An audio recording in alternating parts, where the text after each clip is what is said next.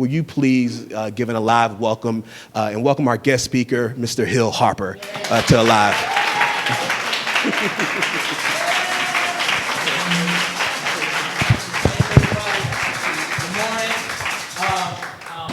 First of all, it's a blessing to be here. Thank you so much. I've been to St. Louis many times since even before 2006. Joe Torrey and Guy Torrey, they had the first time I ever came here, they had an event. It was a celebrity basketball tournament. This is years ago, and I came and met a number of wonderful people. Then subsequent to that, I came back in 2006 with my first book, Letters to a Young Brother, and had a book signing at Left Bank Books and met a number of great people there. Then I was invited back again in 2007, and I did a talk. And John kind of mentioned it. I did a talk at a black tie event. There was about 1,500 people there. And I did this talk, and I was on it, and people were signifying, and they were saying, you know, and I actually had done some research into St. Louis and the graduation rates of black males here, the incarceration rates of African American males here, and the numbers were deplorable. But not unlike a number of cities. I know we have folks watching from Philadelphia. Similar numbers in Philadelphia, similar numbers in Baltimore City, where over half of the African American males don't graduate high school, but it ends up being a pipeline to prison. They end up with felonies on the record. They end up incarcerated, et cetera, et cetera, et cetera. So I did this talk about all of these issues, and people were into it, and they were like, yeah. And then at the end of the talk, I said, at the time I was a big brother with Big Brothers Big Sisters, and they actually had asked me to be a national ambassador for them. I had representatives of Big Brothers Big Sisters in the back, because what I didn't know, and I had found out, is that there were 500 young people on the waiting list for mentors in the city of St. Louis. And oftentimes we think about young people saying, you know what, we want to help them, they're lost. These are 500 young people that have voluntarily signed up saying, hey, I need somebody. But there weren't enough adults to help them in a city this big. So after in this, you know, these people had paid a lot of money. They were well-to-do folks. They were at this event. And I said, okay, 500, there's 1,500 people here. There's 500 kids on the wait list. We can solve the problem tonight. Who's with me?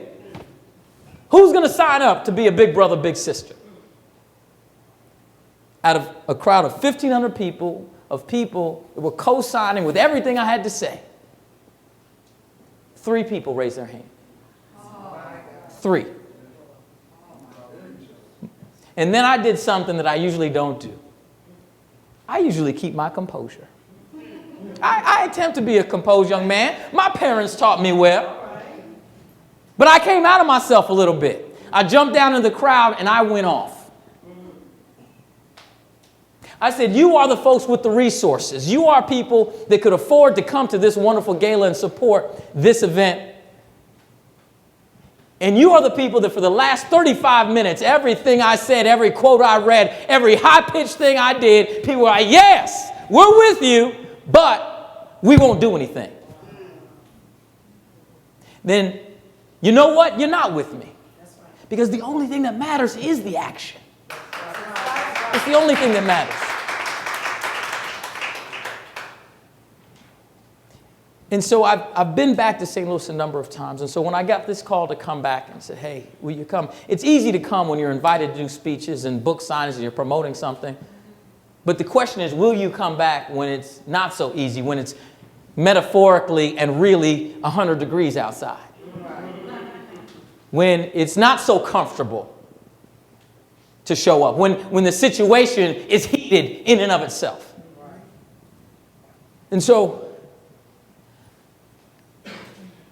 and I just want to speak really personally, landing yesterday and going straight over to Ferguson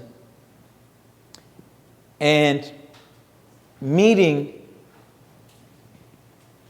a number of people from the community, being there where Michael Brown Jr. was killed, talking to people, then going on and going to a barber shop and having a barber shop session with folks from the community, mostly men, then going to the Urban League and meeting with young professionals, mostly young women, with men mixed, and then going and doing a session with the youth in the evening with pizza and having almost 40 youth between the ages of about 8 and 20 and meeting with them and listening to them talk.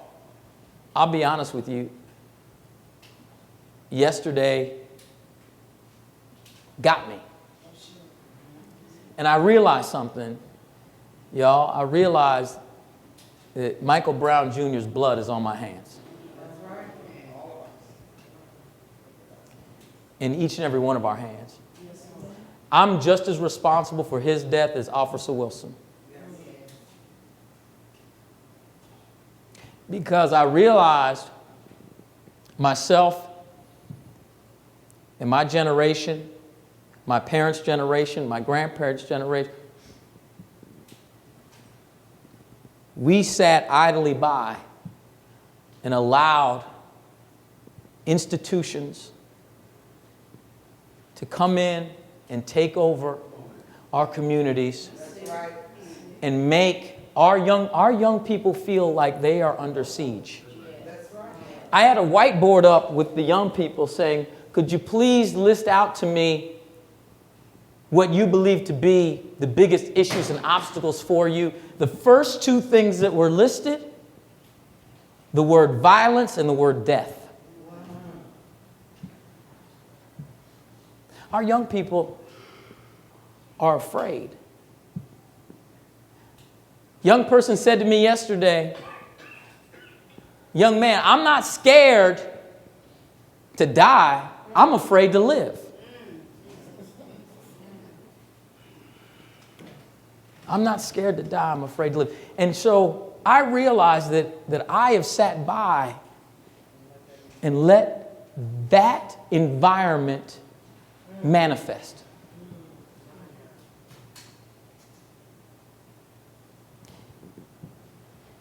So all of the micro events that have happened, every time we had the opportunity to stand up, when we saw micro injustices, when we saw micro problems, when we realized that the data tells us that obviously community and local policing works, but militarized policing and siege-style policing is aggressive and dangerous.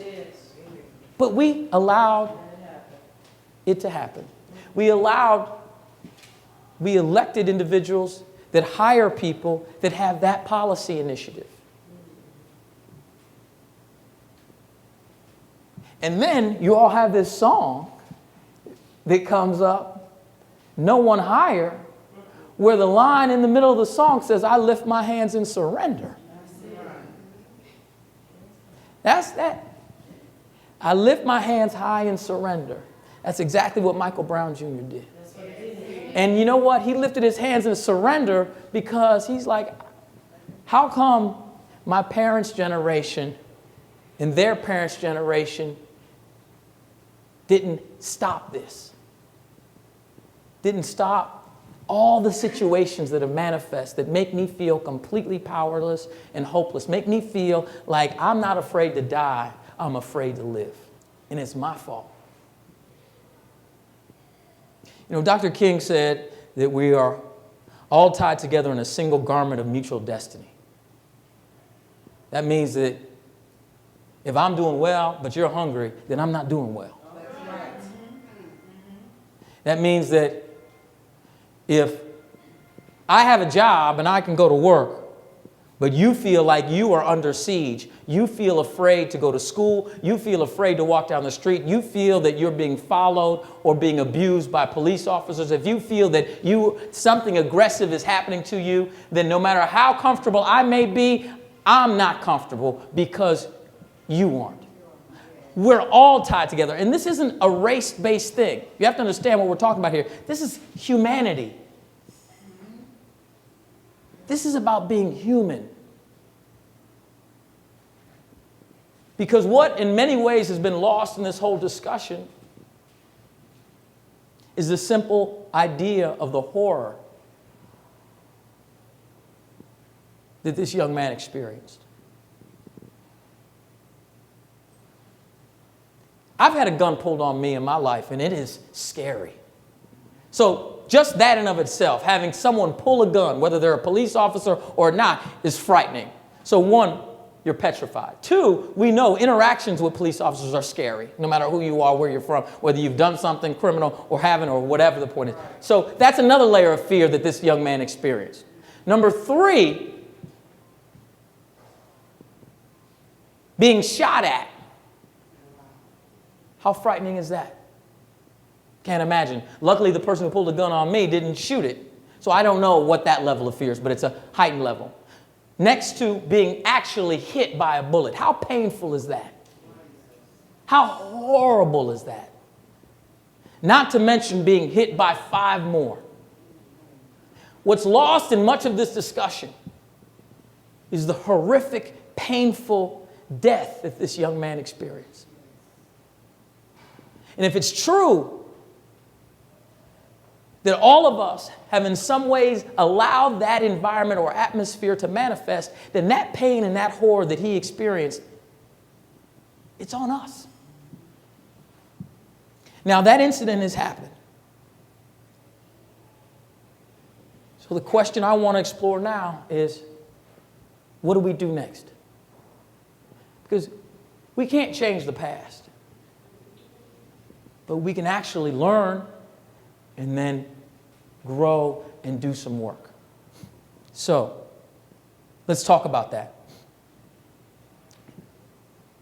One of my favorite quotes about the future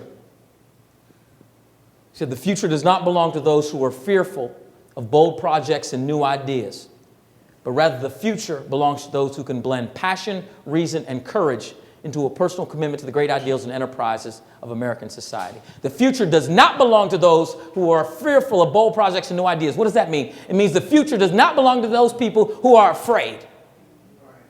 Who are afraid to look themselves in the mirror and say, you know what, maybe I haven't done what I could do, but I can come up with a new plan. The future does not belong to those who are fearful of bold projects, new ideas. What's a bold project or a new idea? Bold project, new ideas, doing something different than what you've been doing. Doing something new, doing something different. What is a new solution? What is a new level of energy you can bring to bear to solve old problems? If the blood is on our hands, what can we do next? What is something innovative? What is the lane you want to play? What are you going to do? Bold project, new idea. And bold, that word is interesting to me. It doesn't mean sitting idly by quietly, contemplating things. Being bold means raising your voice and stepping out. Deciding that you are going to be an interventionist. Meaning you are going to intervene into a problematic situation. It's not saying, I'm going to sit idly by and watch like we've been doing to allow institutions to continue to fail us. I own a few restaurants. I'm an owner, investor of a hotel. The city comes by my place as a business all the time to give me a rating to make sure. And what's interesting about it is that in most of our public school systems, including St. Louis, we have over a 60% dropout rate of African American and Latino young men, particularly from poor backgrounds.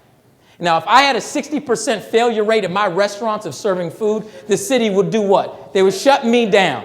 But we stand idly by and allow these schools to continue to function and undereducate our kids and ask why they end up in prison. We are just sitting here allowing it to happen.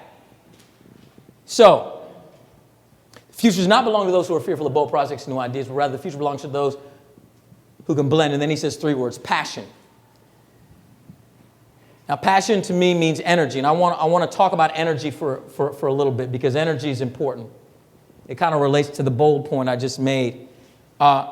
Is there someone who's a physics professor here? This is very important to my talk, y'all. I need a physics professor. Yes. No? Physical education. No, this is physics. Okay, is there someone who's dated a physics professor here? Someone who's dated? Okay. Is there someone who's taken a physics class? You have? Okay, come on. Come on. What's your name? Crystal. Okay, Crystal's taking a physics class, y'all. So we're going to ask you a physics question. Okay. And you just have to say yes. Okay. Because really what I'm going to say is, I believe true, and I think I know. So there's a couple rules in physics. Physics tells us, and this is very important. I want you all to wrap your head around this. Now, physics tells us that if there is a mass or an object that is in stasis or not moving, let's say this, something is required to change its state if it's not moving. Something is required to change an unmoving object state. What does physics tell us is required? Force. Force or energy. Energy. Yes. So that's a rule in physics. To move an unmoving object, to change the composition of something, force or energy is required. Physics also tells us something else. That energy can neither be created or destroyed. It already exists. So if we actually link those two things together, that energy is required to change the composition of something, an object or anything as it exists. Energy is required to change it, but energy cannot be created or destroyed. It already exists. Then no one can tell me that we can't change any situation, no matter how horrific or horrible it is. We can change the composition of it because the energy required to change it already exists. Are you with me? Thank you so much. So,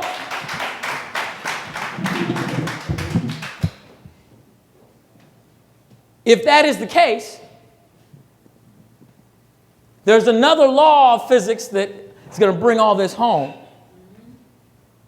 And that is, all forms of energy are transferable into other forms because energy can't be created or destroyed, so it exists in some way.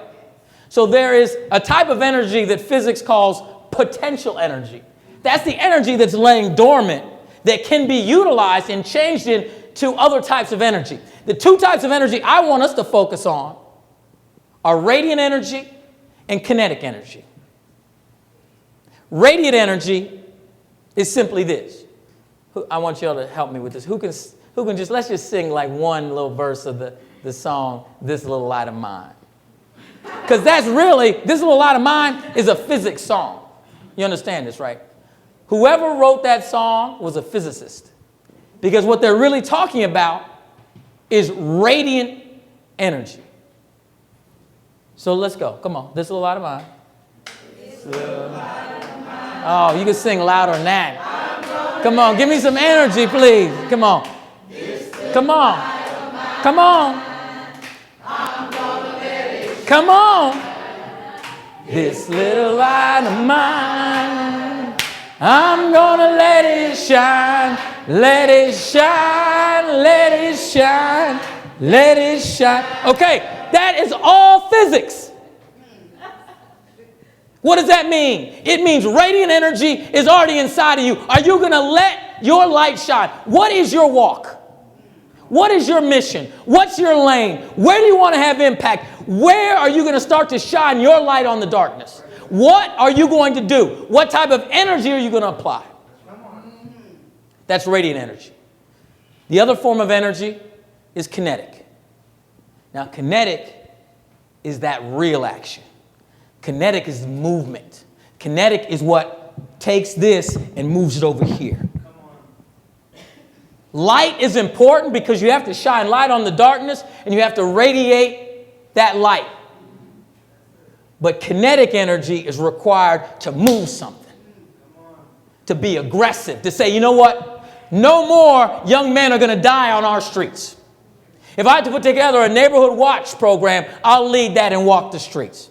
If I have to put together a community policing program or a voter registration program or put together an alliance of individuals that get individuals fired from running police departments that actually don't serve us. Kinetic energy is required. That's the energy of action. Yet most of us collude in this type of energy. Our alarm clock goes off in the morning. We wake up. Oh, I'm tired. I hate my job. I hate my bills. I hate my car. I hate my husband. I don't even really like my kids. I'm tired. We don't jump up and say, you know what? Today is the day. Today is the day I'm going to make a difference. I'm going to make a change. I'm going to use my kinetic energy. I'm going to transfer all this tired potential energy and change it into something. I'm going to go. I'm going to move. I am going to use that energy to change the composition. And the problem with colluding with too little energy is it starts to seem natural. And that's why we've colluded. And that's why Michael Brown Jr.'s blood is on each and every one of our hands. Is because we live in such a low level of energy. And then watch this. Watch this. All our young people do is copy us. The young men and women I was with last night, and you'll see this. I mean, I have a foundation. I work with them all the time. Why do you think this is how they sit? Hunched over, eyes kind of half open, disinterested. They all talk really low like this. No energy behind the voice. So what are you doing? Oh, I'm good. Yeah, I'm good. It's all good, yeah. I don't know. What do you want to eat? I don't know. You want to go to the movies now? What do you want to do today? I don't know. You do your homework? Yeah. You need help with anything? No. How come you talk like this? Because he's seen us do it. We've been zombified. Walking through our lives. Just trying to get by. Colluding with each other. And when someone actually lives with a level of energy that is truly the level they should live, then we deem them to be acting out. So when something big happens, like this event, people get on the streets and then they say they're protesting because of this, when those protest marches should have been happening all over this city 20 years ago, 10 years ago, 5 years ago, 4 years ago, but the zombified folks have been sleepwalking. So when I ask 1,500 people to volunteer for Big Brothers, Big Sisters, they won't raise their hand. That's the same reason that Michael Brown Jr. is dead. We have colluded. So, what do we do now? What do we do? Number one, many of us come to church and we give praise. And I'll be honest, I actually think that God would rather see us use our energy all during the week and maybe be so tired from actually doing things that we sleep in church than all of a sudden just having energy in church and then sleepwalking through our life. There are churches all over our communities where people got energy speaking in tongues, raising arms. But do they do that in their regular life. Why don't we flip that energy dynamic and work so hard outside of these walls that when you're in the walls that you're like, Pat, oh, I got to rest. This is my time to rest because I'm using so much of my energy out there. And so you come and pray to actually fill me back up, refill me for the week, rather than saying thank you so much and then zombifying the week. And then ask yourself the question, what are you passionate about? What makes your heart beat faster? Because there's so many issues. We don't have to say, oh, and this was the most important. This is the most important. No, they're all important. But the question is, each individual has to decide, what do they want to do? What makes your blood boil? What makes your heart beat fast? And then use that as a guide to say, that's where I'm going to direct my energy. Because just having energy for energy's sake does nothing, right? That's just somebody all over the place. You know, I meet these people in Hollywood all the time. They come to me, man, hey, man. I said, what do you do? Oh, yeah, I'm a writer, I'm a director, I'm an actor. I said, okay, man, can you help me out? Can you hook me up? I got something, I got a script, I got a movie, I got this. You know what? And all of it's bad. Right? So they got a lot of energy, but they're actually not doing anything. So it's better to actually focus on making an impact extremely specifically. But do that from your heart, because that's what courage truly is. It's about your heart. What makes your heart beat? What makes your blood boil? Where do you want to have impact and go that way? It may not even be doing something public service oriented. Maybe it's simply you deciding, you know what? I'm going to start a business, a for-profit business that allows me to hire folks from the community. Or you know what, there's this language I've been meaning to learn, but you've been putting it off because I could serve more people and communicate with more people if I learn that language. Or I think about going back to school to get that degree, but I haven't done that. I've been thinking about it for so long, but I haven't actually marshaled the energy to go back and get that degree. Maybe it's as simple as that. Or maybe it's as simple as deciding I'm going to grab a bunch of young people and include their voices in whatever I do. I'm going to help young people set up a way to communicate with police officers. I'm going to demand community policing. I can't tell you what your thing is. I don't know what makes your heart beat. But I hope that your heart is still beating. So you could at least ask yourself that question. I hope that you're not so zombified that you've given up. You say, Hill, just leave me alone. I'm going to pay my bills and praise the Lord. That's it. Just let me do that. That's as much as I can do. I hope that isn't the case. And if it is,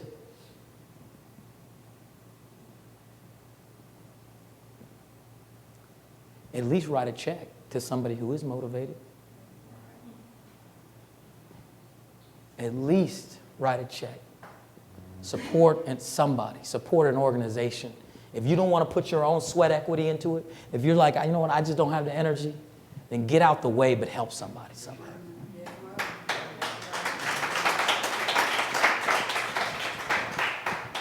So, as we move forward, there's one more thing I want to say. You know, it's been a long time since I graduated from law school. But it's very easy to understand the law. Read the Missouri statutes on what this grand jury is deciding, so you can help educate people about what's really going on. Because what they're really deciding is whether there's enough evidence to establish probable cause for some type of criminal activity on the part of the police or Officer Wilson.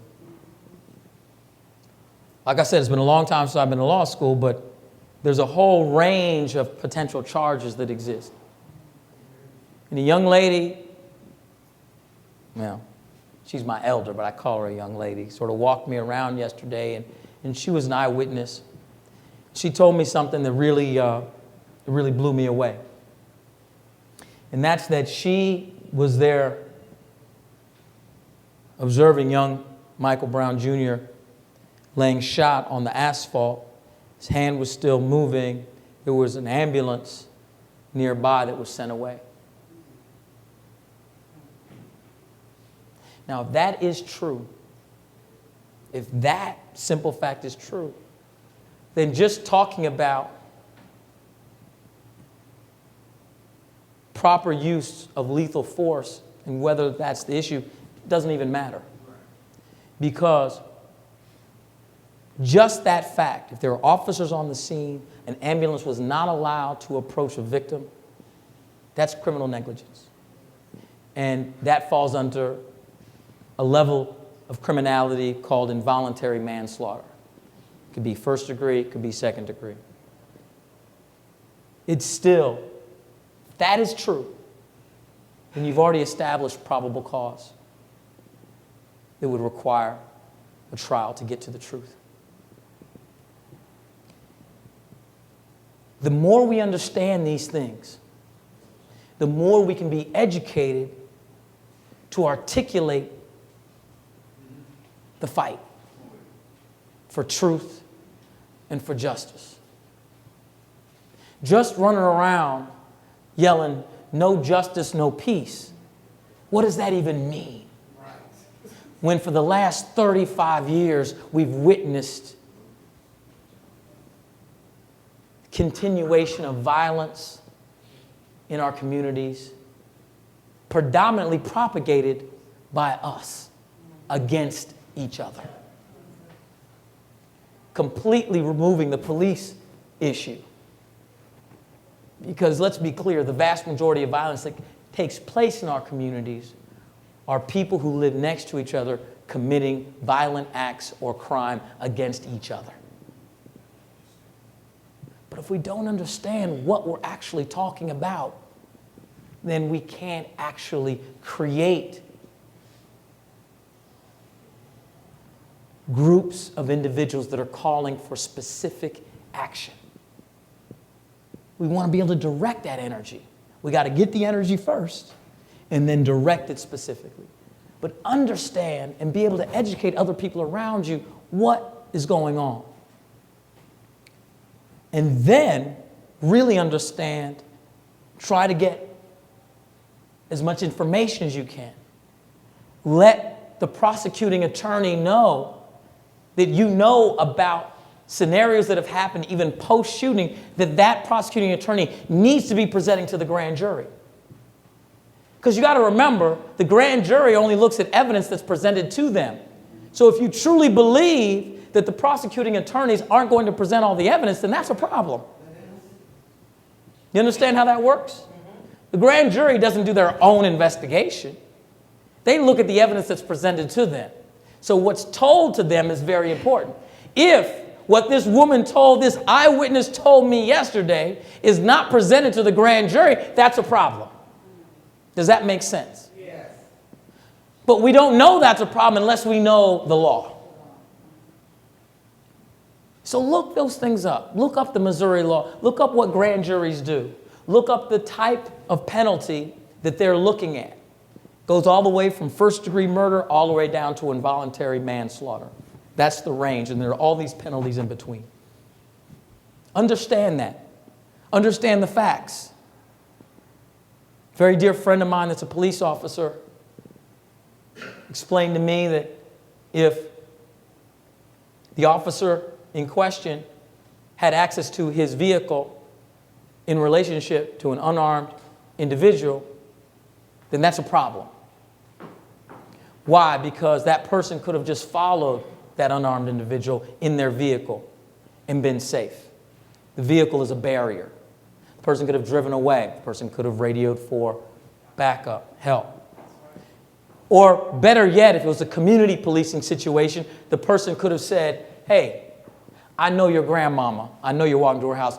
Would you please get out the street? You're going to really make me drive to your grandmama's house and tell her that you'd walk in the street against my wishes and against the law? Don't make me do that, Michael Brown."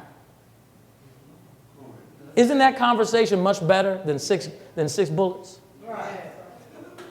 But and watch this, since we haven't demanded community policing, since we haven't demanded that police officers that patrol our communities live in our communities, since we have allowed this type of policing to exist in this county, around this country, in neighborhoods that are similar to Ferguson all over the country, since we've allowed that to happen, that conversation didn't happen.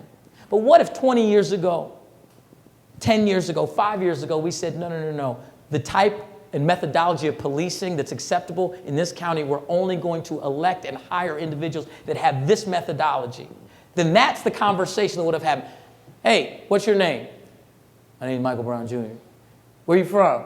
Where you going? I'm going to my grandmama's house right here, down the street. Why are you walking in the middle of the street? Oh, man, you know everybody walks in the middle of the street. No, hey, what's your grandmama's name?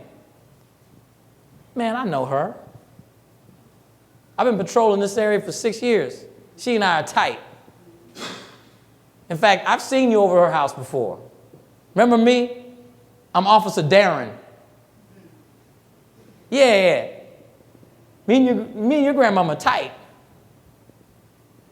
You really gonna make me drive there before you get to her house and say, listen, ma'am, your grandson Mike will be walking in the street. I asked him to get out the street. He wouldn't get out the street. Why do I have to have that conversation with your grandma? Why don't you just get out the street? Oh, all right.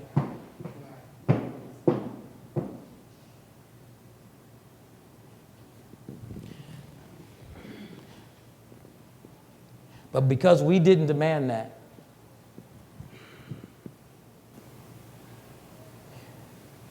there's blood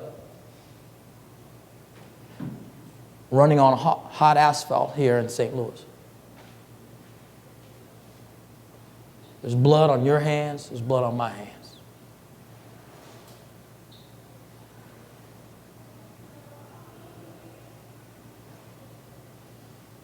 And I pray for Officer Wilson.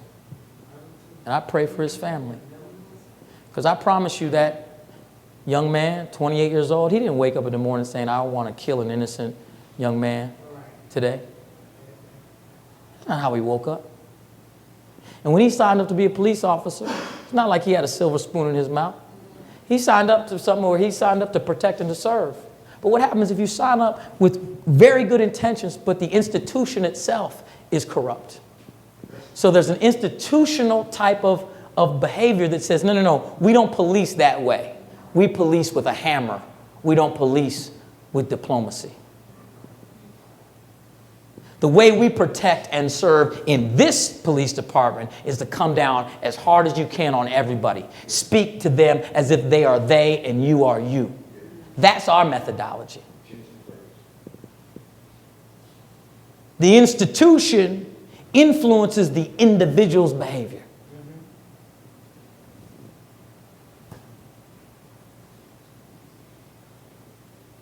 So,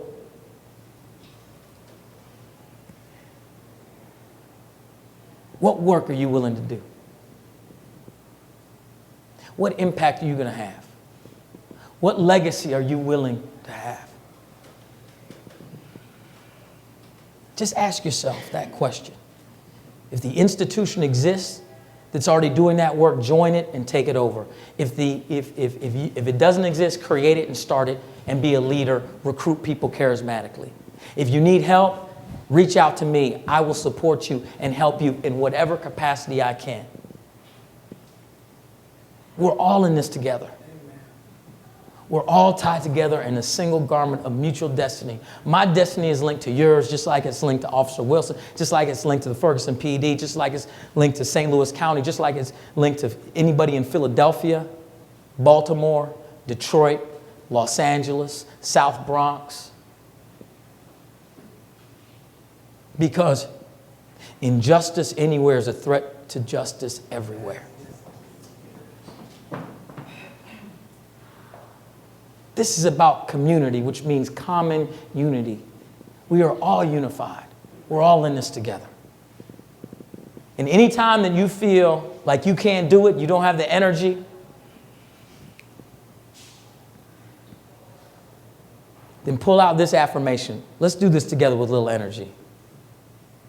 Say this with me. I will not, allow fear, to stop me, from making the choices, that I know I should make. I will act with my heart, with courage, with sound mind, sound ideas, with innovation, taking responsibility to make a difference, full energy, kinetic and radiant, and in so doing, be a leader.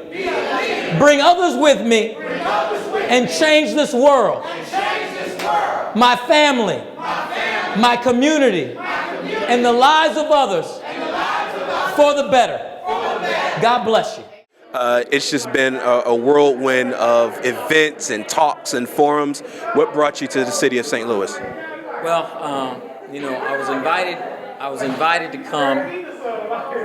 I've been here a number of times before and realized that it's easy to come someplace when you're going to a speak at a gala dinner, or you're here to sign books or do what have you. But when things are getting hot, when it's difficult, are you going to show up? And I wanted to show up, and I'm just here to listen and to learn, because I wish I did have all the answers. I don't.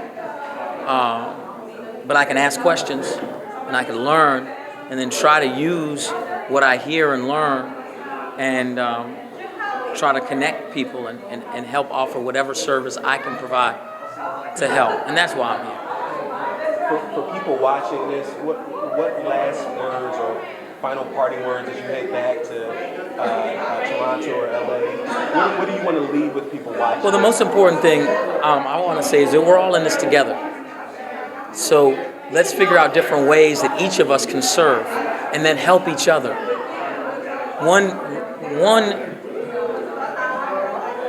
repeated refrain that I've heard since I've been here is how divided St. Louis County is.